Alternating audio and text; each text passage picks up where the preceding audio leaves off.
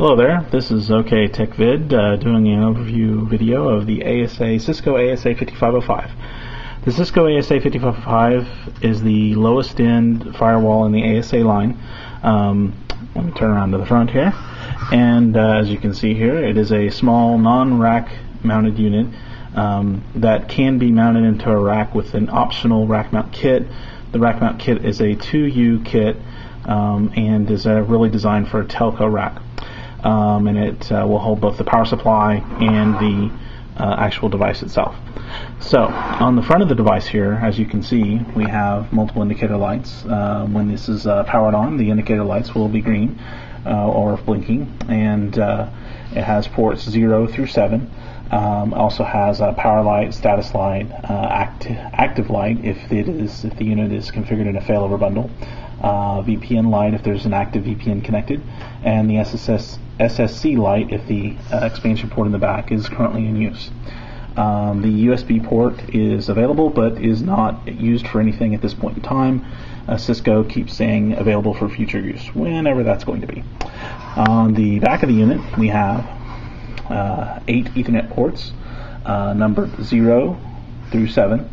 The standard configuration on the ASA is that port 0 is the outside interface. The ASA-5505 is a little different than most of the other ASAs in that this is actually a built-in switch into the unit, and so any of these ports can be configured to be added to any VLAN configuration, which is where the actual interface outside, inside DMZ interface configuration can exist. So you can do some tricks with this that you can't do with the normal ASA that I'll cover in a later video. Of note, on the back we have 2 PoE interfaces. They are ports 6 and 7 on the end there. They do provide PoE power. Also, there's the optional SSC slot.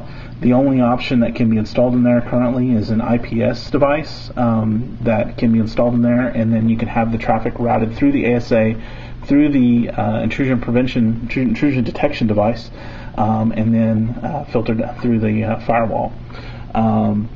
There is of course the console port and 2 more USB ports that are not actively used. There is the power, and that's about it. Also, I thought I'd mention that the power supply on the unit, of course, is a brick, and it's interesting to note that I've run into this many times. This particular brick is a non-standard brick.